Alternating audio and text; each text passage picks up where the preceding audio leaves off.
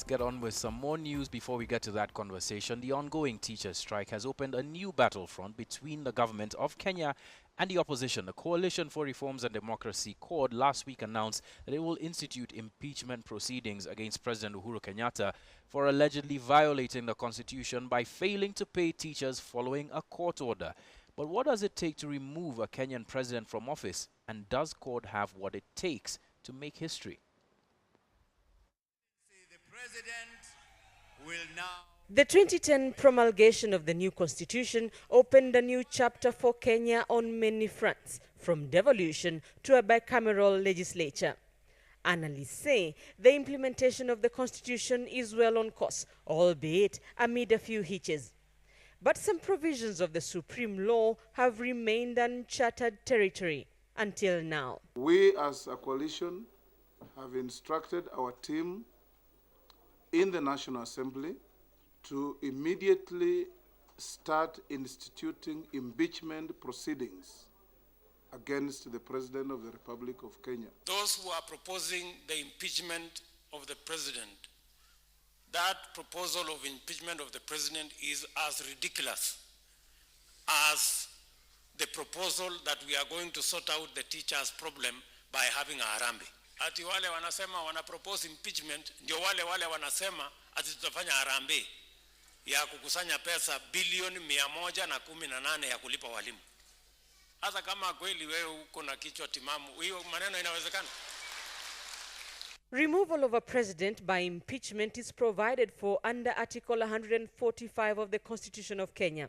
It sets out 3 grounds over which a president can be impeached: gross violation of a provision of the Constitution or any other law, where there are serious reasons for believing that the president has committed a crime under national law, or for gross misconduct. The opposition Coalition for Reforms and Democracy believes there are grounds to impeach President Uhuru Kenyatta for violating the Constitution of the Republic that he swore to protect, to defend, and to uphold. The CORD impeachment plot is led by Suba MP John Mbadi. The motion for it to be tabled, it has to get the support of a third of the members of the National Assembly. We have about 349 members of the National Assembly, so that works out to about 117 members who must sign the motion in support of the impeachment. Or a legitimate expectation. With 136 CORD members in the National Assembly, impeachment step number 1, that of moving the motion, may be an easy sell for CORD. But that may be all the smooth ride the coalition will get in their impeachment journey. For the motion to sail through the House, it requires a 2/3 majority, which is about 233 or 34 members of the National Assembly. The motion will be said to have passed.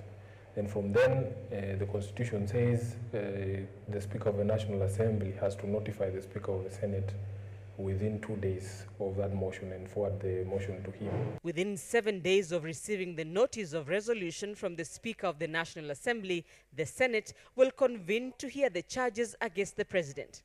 All this while, the President will continue to perform his presidential duties. The Senate, by resolution, may appoint an 11-member committee to investigate the matter, and the President will have the right to appear before the special committee during its investigations.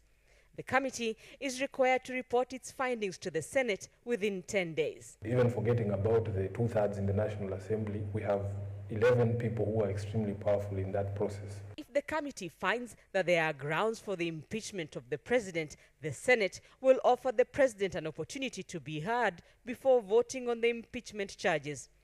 If a 2/3 majority of senators vote in favor of the impeachment motion, the President shall cease to hold office, and the Deputy President will take over as President for the remainder of the term. And even then, the presidential term limit would apply.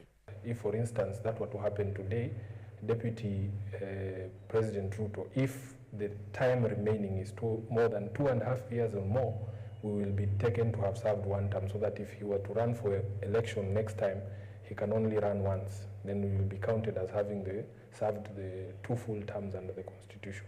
Impeachment is no doubt an elaborate process compared to the vote of no confidence motion provision that was in place before the new constitution came into force. In 1998, James Orengo, then a controversial Ford Kenya MP, moved a motion of no confidence against the then President Daniel Moi over the poor state of the economy and a deteriorating security situation.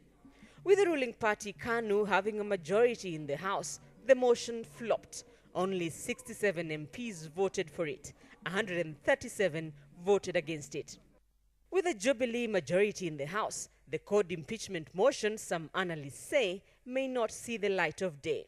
The political scenario in the country looks a little bit bleak for such a motion because we have always observed that because Jubilee controls the House, it is almost impossible to move any motion that is against the executive. For now, though, CORD is not paying any attention to the odds against it, with insiders saying the coalition is lobbying non-CORD MPs to support the motion. Rita Tinina, KTN News.